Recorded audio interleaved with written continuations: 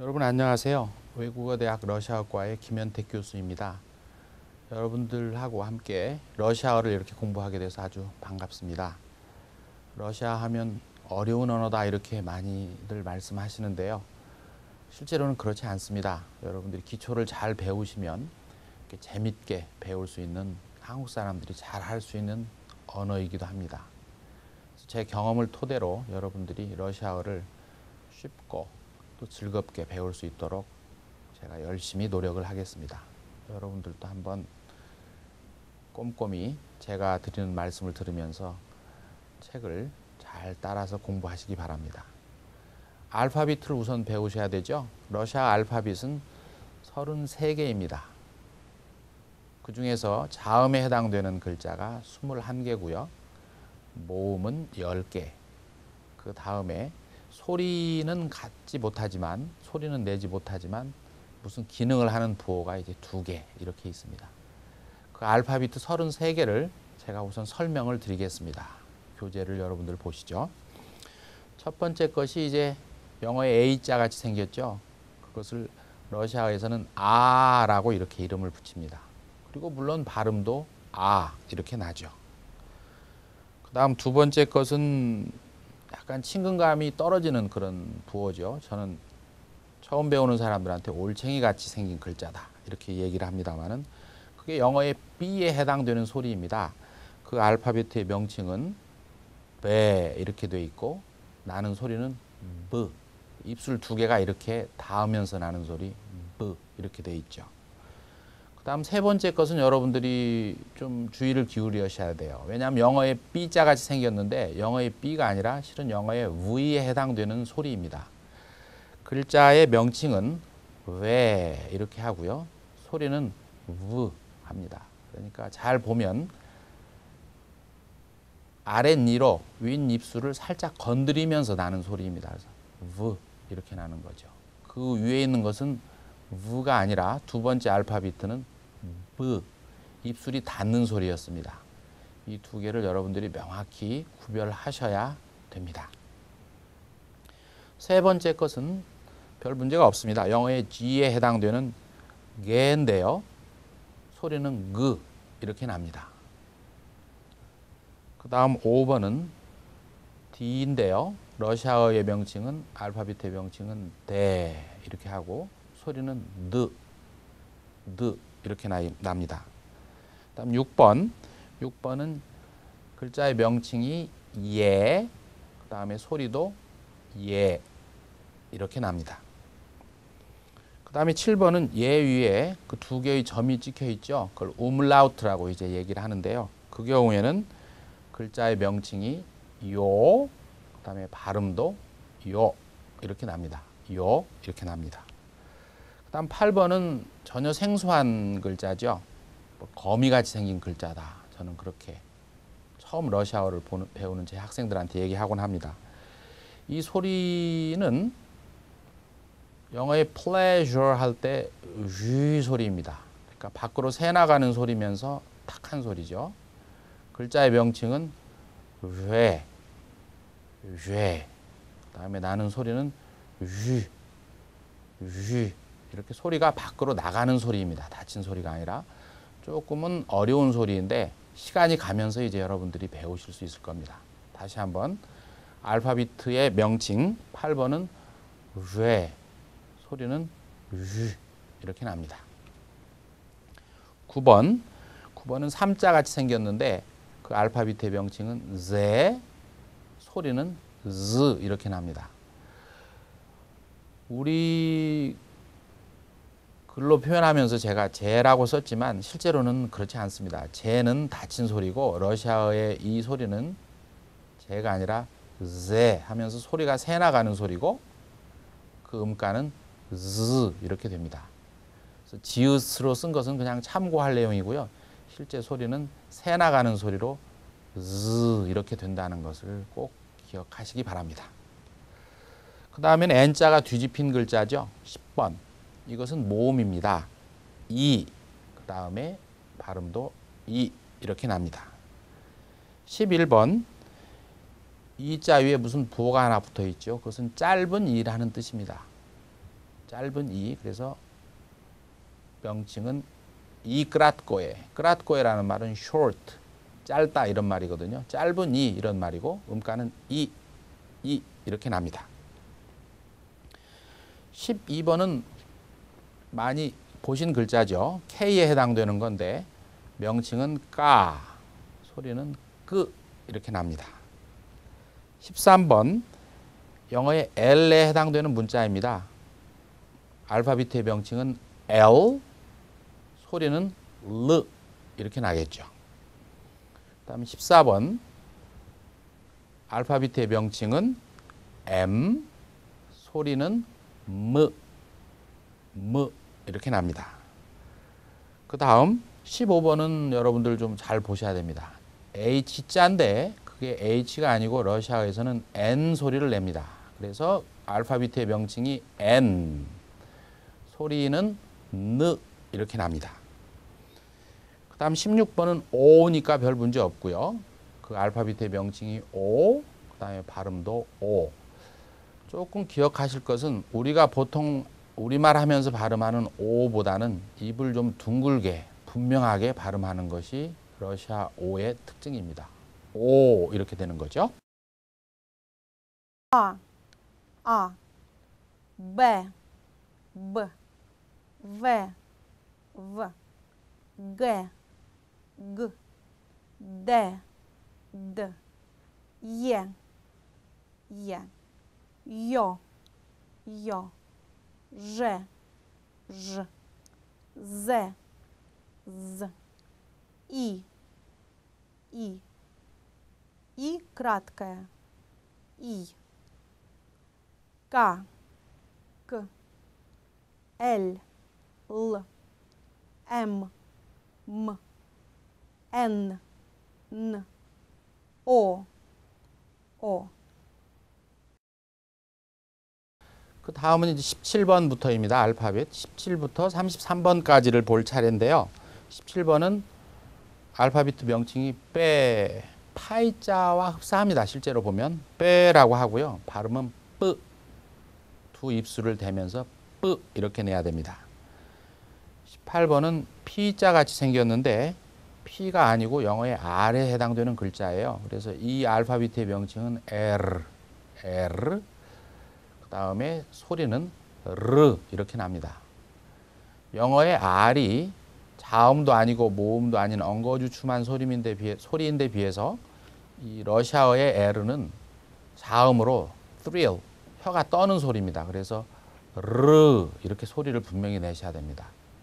R, 알파비트 명칭은 R, 소리는 R 이렇게 해야 됩니다. 그 다음 19번입니다. C인데요. 이게 S에 해당됩니다. 그래서 알파비트 명칭은 S, 그 다음에 발음은 S 이렇게 납니다.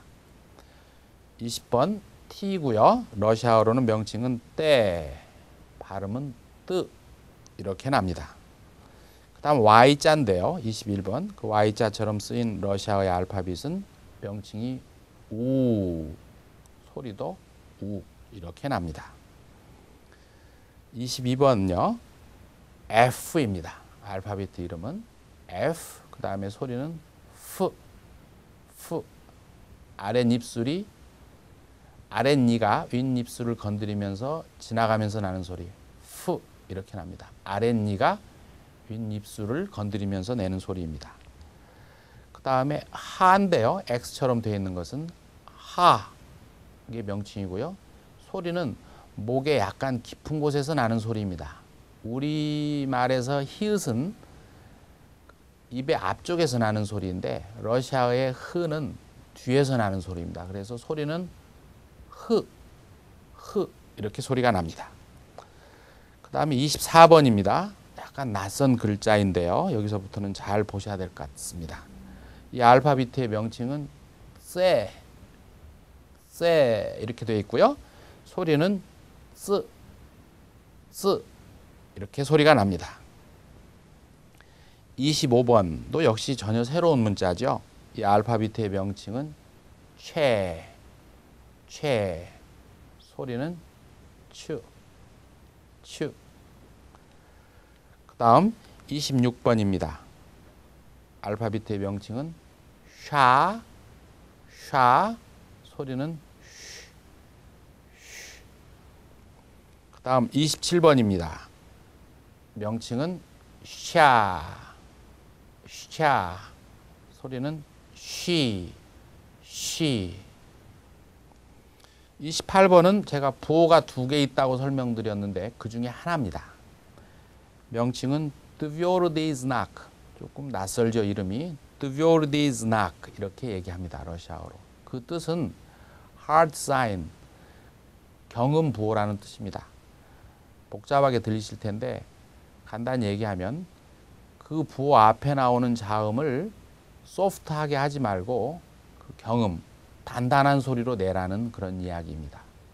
제가 수업을 또 진행하면서 이 얘기는 자세히 설명을 드리도록 하겠습니다. 그 다음 29번입니다. B 다음에 이제 I자, 영어로 얘기하면 이렇게 쓰여져 있는 부호인데 모음으로 의 이렇게 명칭을 갖고 있고요. 소리도 의라고 납니다. 30번은 B 소문자 같이 생겼죠. 영어로 치면 мя키즈나크라고 합니다. мя키즈나크인데 мя키즈나크의 뜻은 여는 부호라는 말입니다. 여는 부호의 기능은 여는 부호 앞에 오는 자음을 소프트하게 만드는 부호라는 뜻입니다. 소프트하게 만든다는 게 뭐냐? 그렇게 물으실 텐데요. 입천장을 보면 입천장의 앞부분은 단단하고요. 여러분들이 만져보시면 뒤쪽은 입천장이 부드럽습니다. 그 자음을 소프트하게 만든다는 얘기는 그 자음을 발음하면서 입천장의 부드러운 부분, 뒤쪽이죠. 뒤쪽으로 혀가 자꾸 붙는 현상을 그 소프트한 자음이라고 얘기를 합니다. 31번이죠. 에, 그 다음에 소리도 에. 32번, 우리 오자를 이렇게 반쯤 90도쯤 뉘어놓은 것 같죠. 이것은 유라고 명칭이 되어 있고요. 소리도 유 이렇게 납니다. 33번은 영어의 R자를 또 뒤집어 놓은 형태입니다. 그것이 러시아에서는 자음이고 명칭은 야, 소리도 야 이렇게 납니다. 이 33개 알파벳을 여러분들이 잘 읽히셔야 다음으로 넘어가서 러시아어 공부를 할 수 있습니다. 힘드시더라도 여러분들 열심히 공부하시고요. 이제는 원어민의 발음을 통해서 이 17번부터 33번까지의 알파벳을 다시 한번 명칭과 함께 들어보시겠습니다. P, P, R, R, S, S, T, T, U, F, F, H, H, C, C, Ч, Ч, Ш, Ш, Щ, Щ, твердый знак, И, мягкий знак, Э, Ю, Я. 알파벳을 배우셨으니까 여러분들 이제 단어를 하나씩 보면서 실제로 그 알파벳가 자음과 모음이 결합하면서 어떻게 소리 나는지를 한번 배워보겠습니다. 여러분들 교재 이제 12쪽부터 보시면 됩니다. 모음을 표시하는 문자부터 보죠.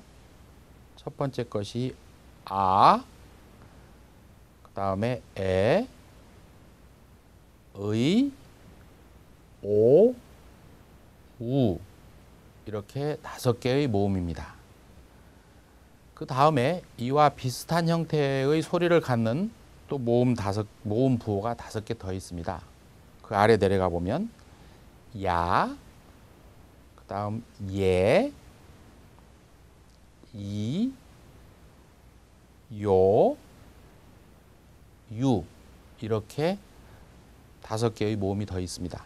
그래서 이 전체를 다 해보면 10개의 모음 부호가 있는 셈이고 잘 살펴보시면 아, 야, 에, 예, 의, 이, 오, 요, 우, 유.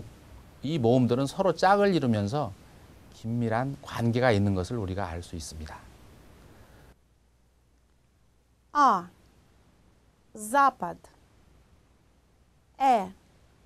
Экономика. Сын. Осень. Улица. Я. Мясо. Ехать. Игорь. Самолет. Юра. 이제는 자음을 공부할 차례입니다. 자음은 소리나는 방식에 따라서 몇 개의 그룹으로 나누었습니다. 교재 13쪽에 이제 1번 보면 두 입술 소리 이렇게 되어 있습니다. 입술을 닫았다가 열면서 내는 소리라는 뜻인데요. 알파벳 빼에 뿌, 알파벳 베에 브, 그 다음에 M에 무, 이런 소리들이 두 입술을 붙였다가 떼면서 내는 소리입니다. Папа. Парк. Брат. Бумага. Мама. машина. 다음은 2번입니다. 이 입술 소리인데요. 아랫입술을 윗니에 가볍게 댔다가 떨어뜨리면서 내는 소리입니다. 그래서 알파벳 외가 V라고 소리가 나죠. 그 다음에 F는 F라고 소리가 납니다. 다시 한번 V, F 이렇게 나는 소리입니다. Вода. Ваза. Футбол. Фотография. 세 번째 입소리입니다. 그러니까 혀끝을 윗니 안쪽에 이렇게 대는 상태에서 내는 소리인데요. 알파벳 때, 네, S, Z, N, L 이런 소리들이 그런 구조에서 나오는 소리들입니다. 발음을 다시 한번 소개해드리면 뜨, 드, 스, 즈, 느, 르 이렇게 소리가 납니다. Турист. Там. Дом. Доска. Сад. Сосна. Золото. Завтра. Нос. Нога. Лампа. Луна. 4번 잇몸 소리입니다. 그러니까 혀끝을 잇몸에 댄 상태에서 나는 소리인데요. 거기에 해당되는 알파벳들은 R, G, 샤, 세 이런 소리들입니다. 다시 한번 발음해 보면 R, G, 샤, 채 이 소리들입니다. Работа. Россия. Журнал. Жена. Школа. Шум. Цвет. Центр. 5번인데요. 입 천장 소리입니다. 그러니까 입 천장 중에서 단단한 부분, 앞부분에 혀를 대었다가 내는 소리입니다. 알파벳들은 거기에 해당되는 알파벳들은 쉐, 샤, 이, 그рат고요. 이것들입니다. 소리를 보면 쉐, 샤, 이. Час. Число. щека, площадь. Й. Май, чайка. 6번 여린 입천장 소리입니다. 입천장 중에서 뒷부분은 만져보시면 말랑말랑합니다. 혀 뿌리를 입천장 뒤쪽에 대면서 내는 소리들이거든요. 알파벳의 까, 게, 하 이런 소리들이 뒤쪽에서 나는 소리들입니다. 다시 한번 발음해보면 끄, 그, 흐.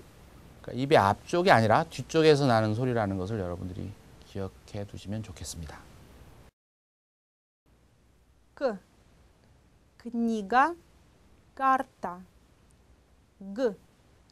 Город, голос. Х. Хлеб, хорошо. 다음 7번인데 부호 두 가지입니다. 경음부호와 연음부호인데요. 경음부호는 경음부호 앞에 있는 자음을 경자음처럼 발음한다라는 그런 부호입니다. 그래서 그 단어 예를 보시면 출발이라고 쓰여진 단어에 보면은요. T자와 알파벳 예 사이에 뜨비오리디즈낙 경음부호가 들어 있습니다. 이건 무슨 얘기인고 하니 이 경음부호가 들어감으로써 때와 예가 붙어서 발음이 돼야 할 것을 서로 분리하라라는 뜻입니다. 그래서 분리를 하면 발음이 at jest, at jest. 물론 그걸 발음할 때는 이제 연결해서 읽어야 되겠지만 연결을 예와 직접 시키지 않고 분리해서 빨리 읽는다는 뜻입니다. 그래서 at jest, at jest 이렇게 읽는다는 뜻입니다. 그 다음 연음부호는요. 부호 앞에 있는 자음이 연자음으로 바뀝니다. 그래서 연자음이라는 것은 입천장의 연구개 쪽에 혀가 자꾸 닿는 경향을 보인다 이런 뜻입니다. 그래서 4월이라는 단어 있죠. 그것이 만약에 미아키즈나크가 없다면 아프리엘 이렇게 될 겁니다. 근데 미아키즈나크가 있으면 아프리엘 하면서 혀가 입천장 쪽으로 이렇게 붙는 경향을 보이는 소리입니다. 그게 러시아어 자음에서 경자음과 연자음은 굉장히 중요한 그 소리가 구별되고 또 뜻의 차이로도 연결되는 아주 중요한 차이이기 때문에 연자음의 개념을 여러분들이 잘 배워두셔야 됩니다. 그 다음 어머니 있죠. 어머니도 만약에 미아키즈나크가 없다면 마트 이렇게 됐을 겁니다. 실제로 마트라는 단어는 욕설 그런 뜻입니다. 근데 거기에 미아키즈나크가 붙어 있거든요. 미아키즈나가 붙어서 발음은 마치, 마치. 그러니까 때 발음이 때가 아니라 띠 이렇게 나는 거죠. 마치 이렇게 되면서 어머니라는 뜻이 되는 것입니다. 그 다음은 이제 도어, 문 이런 뜻인데요. 느비에리. 만약에 미아키즈나크가 없이 그냥 에르로 끝났다면 느비에르 이렇게 됐을 겁니다. 근데 미아키즈나크가 있기 때문에 느비에리, 느비에리 이렇게 혀가 입천장 쪽으로, 입천장의 뒤쪽으로 계속 붙는 현상을 보입니다. 그 다음에 말하다라는 동사인데요. 가바리 이렇게 납니다. 만약에 미아키즈나크가 없었다면 가바리트 이렇게 끝나겠죠. 가바리트. 그런데 미아키즈나크가 있기 때문에 가바리트가 아니라 가바리트, 가바리트 이렇게 납니다. 다시 한번 설명을 드리면 뜨가 경자음이고 띠 하는 것이 연자음이라는 걸 알 수 있습니다. 뜨와 띠, 그 다음에 르와 류, 그 다음에 르와 류 이런 것들이 경자음과 연자음이 이루는 짝들입니다. 뜨, 띠, 르, 류, 르, 류. 이 두 짝에서 앞에 나온 것이 경자음, 뒤에 나오는 것이 연자음이거든요. 그 두 자음을 여러분들이 구별해서 듣고 또 구별해서 소리 내는 것이 중요합니다. 물론 시간이 걸리겠지만 여러분들이 노력하시면 충분히 할 수 있다고 저는 생각합니다. Твердый знак. Объяснение. Отъезд. Мягкий знак. апрель, мать, дверь, говорить. 러시아어 단어를 여러분들이 이제 실제로 소리내서 읽다 보면 쓰여진 문자와 그것이 실제로 발음되는 방식 사이에 이제 차이가 있다는 것을 발견하게 될 겁니다. 이제 영어의 예를 들면 단어가 있고 그 단어에 이제 발음부호가 붙어 있죠. 왜냐하면 쓰여진 대로 읽지 않고 발음부호를 참고로 해서 이제 읽는 거죠. 러시아어에는 이제 발음부호가 별도로 붙어 있지 않지만 대략 스펠링에 이제 근거해서 읽을 수 있습니다. 그럼에도 불구하고 모음과 자음이 환경에 따라서 약간씩 소리의 변화를 일으키게 됩니다. 그 내용을 제가 간략히 설명을 드리고 자세한 내용은 여러분들이 이제 러시아어를 공부해 가면서 점차 배울 수 있을 걸로 생각합니다. 우선 러시아어에는 모든 단어에 강세가 있습니다. 영어로 얘기하면 스트레스겠죠. 또는 액센트라고도 얘기하는데 그 강세를 러시아어로는 우다레니에라고 합니다. 그래서 모든 러시아어 단어에는 강세가 하나씩 있다. 이렇게 하시면 됩니다. 우리 교재에서 강세가 있는 부분은 빨간 글씨로, 그 다음에 이렇게 길다는 장음 부호를 넣은 것이 모음 중에 강세가 있는 모음들입니다. 그 강세가 있는 모음은 천천히 분명하게 읽어주면 됩니다. 그래서 공장이 있는 단어부터 제가 보면은요, 자보드의 오에 이제 강세가 있습니다. 그래서 읽을 때 자보드 이렇게 오 있는 부분을 길게 끌면서 분명하게 발음하면 됩니다. 그 다음에 내일 할 때는 강세가 앞부분에 있거든요. 첫 번째 아에 그때는 자프트라 이렇게 읽으면 됩니다. 그 다음 세 번째 단어요. 놀이, 경기 이런 뜻인데 강세가 뒤에 있습니다. 그래서 이그라 이렇게 그 소리를 그대로 분명히 그리고 길게 내줍니다. 그 다음 이름이라는 단어죠. 이미야 이렇게 되죠. 이를 분명히 길게 발음한다. 강세가 있는 경우에는 그 음가가 그대로 소리가 날 것이고요. 강세가 없는 모음인 경우에 그 소리에 약간의 변화가 있습니다. 우선 강세가 없는 모음 아와 오는 중간에 어와 아 사이에 엉거주춤한 소리로 나지 분명하게 발음하지 않습니다. 그래서 그 버스를 보시면 아프토부스 할 때 또는 분명히 발음이 나야 됩니다. 강세가 있으니까요. 근데 그 앞에 있는 아가 문제거든요. 그 아의 경우에는 아라고 분명히 하지 않고 아프토부스 하면서 아와 어 사이에 이렇게 중간 정도의 소리를 내도 충분하다는 말씀입니다. 그 다음에 외투 이렇게 얘기할 때도 강세가 뒤에 있습니다. 뻘또 이렇게 되어 있고요. 오는 분명히 나는데 앞에 있는 빠는 아인지 온지 분명히 구별이 안 되는 상태로 발음해도 문제가 없다는 뜻입니다. 바꿔 말하면 강세가 있는 오, 아, 예, 야는 분명히 발음을 하셔야 됩니다. 강세가 없는 그런 경우에는 그것을 약간 변화시켜서 편안하게 발음하셔도 된다는 얘기입니다. 그 다음 창문 쓰여있기는 오끄노 이렇게 쓰여있죠. 근데 오끄노라고 하지 않고 그냥 아끄노 이렇게 합니다. 그 다음에 러시아의 수도 우리는 보통 모스크바 그러는데 강세가 뒤에 있죠. 그래서 와는 맞는데 앞에 있는 오를 오라고 하지 않고 얼버무려서 모스크바 이렇게 합니다. 그래서 우리는 다 모스크바 하지만 러시아 사람들한테 자기들의 수도 이름은 모스크바가 아니라 모스크바 이렇게 됩니다. 강세가 없는 오와 아는 아와 어 사이에 중간 정도의 음을 내시면 됩니다. 그 다음 강세가 없는 예와 야의 경우입니다. 예와 야 중에 강세가 있으면 물론 그대로 발음해야 되고요. 없으면 마치 이처럼 발음하시면 됩니다. 그래서 그 단어를 몇 개 보시죠. 별 이렇게 되어 있는 것은 정확히 쓰여져 있는 대로 하면 zvezda 이렇게 될 겁니다.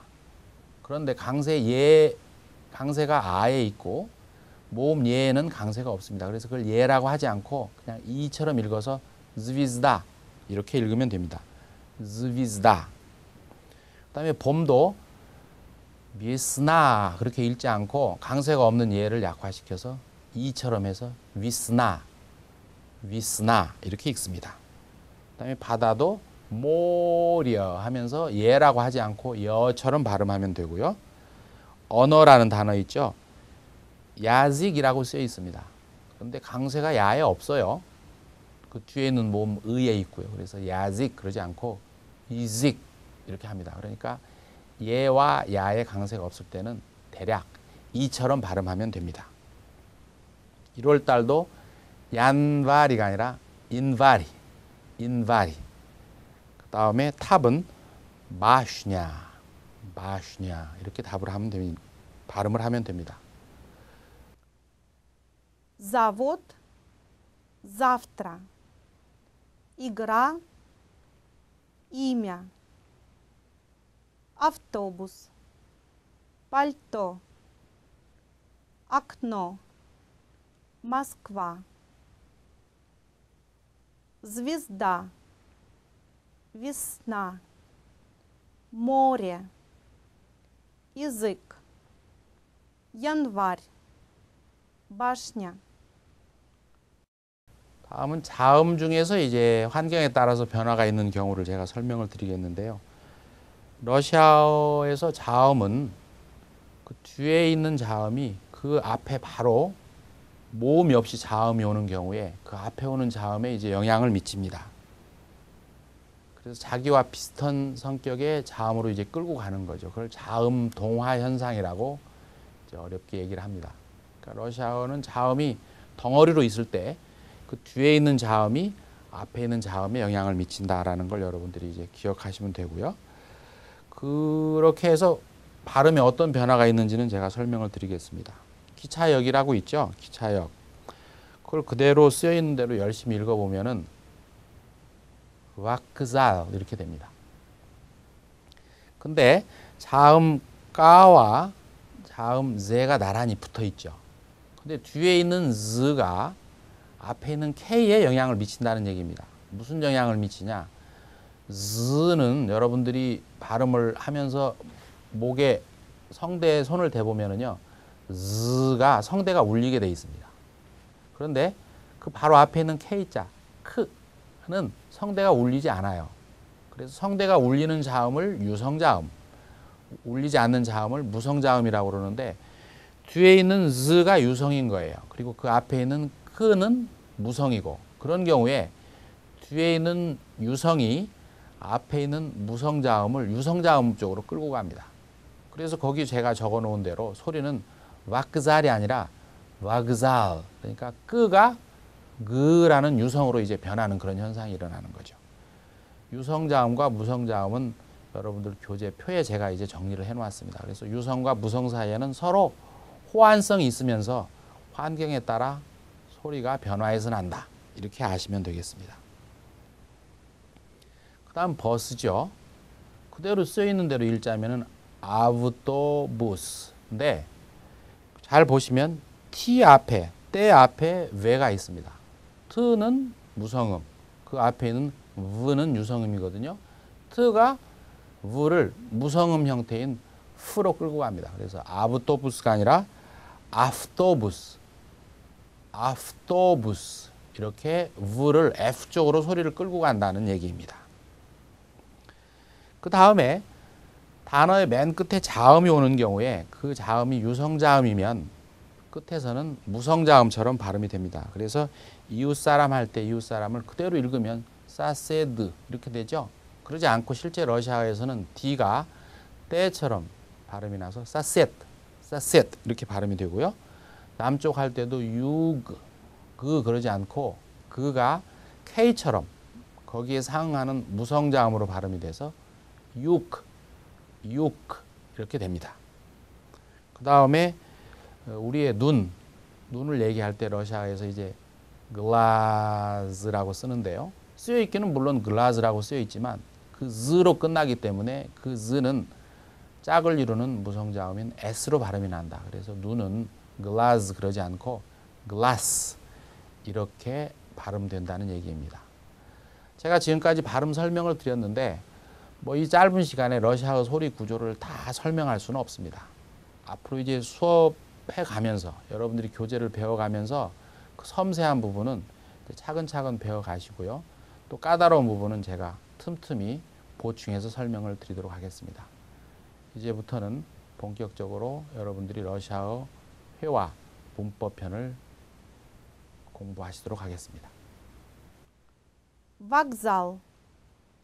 Автобус. Ложка. Сосед. Юг. Глаз.